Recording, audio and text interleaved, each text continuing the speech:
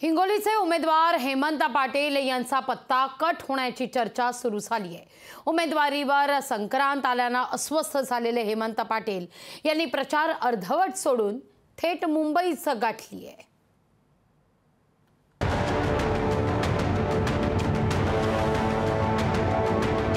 शिवसेनेच्या हेमंत पाटलांचा पत्ता कट होणार।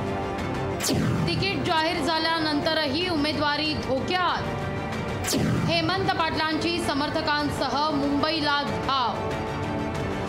हिंगोलीचे शिवसेना उमेदवार हेमंत पाटलांची उमेदवारी धोक्यात आल्याची चर्चा सुरू झाली आहे। हेमंत पाटलांचं तिकीट कापण्याची चर्चा राज्याच्या राजकारणात सुरू झाली आहे।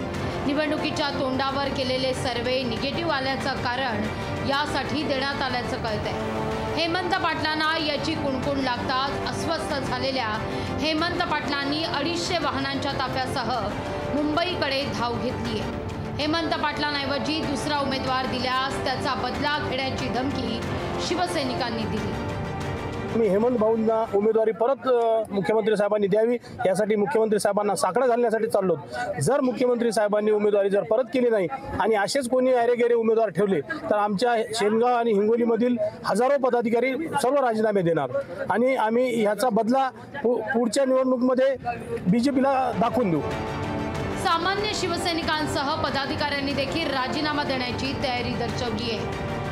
हेमंत पाटील जर यांना जर तिकीट नाही भेटलं तर आम्ही सर्वच जे पदाधिकारी आहेत ते राजीनामे देऊ। हिंगोलीमधून भाजपचा उमेदवार असावा अशी मागणी भाजप आमदार तानाजी मुटकुळे यांनी केली आहे। हेमंत पाटलाचा विरोध म्हणून नव्हता, आमची जागा आम्ही भारतीय जनता पार्टीला मागू लागलो। आता काल फडणवीस साहेबांनी आम्हाला सांगितलं नांदेडमध्ये की जागा शिवसेनेला आम्ही दिलेली आहे, त्यामुळे याच्यावर काही भाष्य करायची आवश्यकता नाही। हेमंत पाटलांच्या उमेदवारीकरता आग्रही असलेल्या संतोष बांगर यांनी आता अचानक युटर्न घेतलाय। एकनाथ शिंदे ठरवतील तो उमेदवार अशी भूमिका संतोष बांगर यांनी घेतली आहे। उमेदवारी बदलण्याचा हा संपूर्ण अधिकार पक्षश्रेष्ठीला असतो आणि त्यांना जर काही वाटत असेल तर मला वाटते ते वरच्या लेवलवरती तो स्टॉप होऊन जाईल। विद्यमान खासदार असतानाही जाहीर झालेलं तिकीट कापलं जाण्याची शक्यता निर्माण झाल्यानं हेमंत पाटलांच्या तोंडचं पाणी पळालंय। हेमंत पाटलांनी प्रचार अर्धवट सोडून उमेदवारी वाचवण्याकरता मुंबईकडे धाव घेतलेली आहे। गजानन वाणी, लोकशाही मराठी, हिंगोली।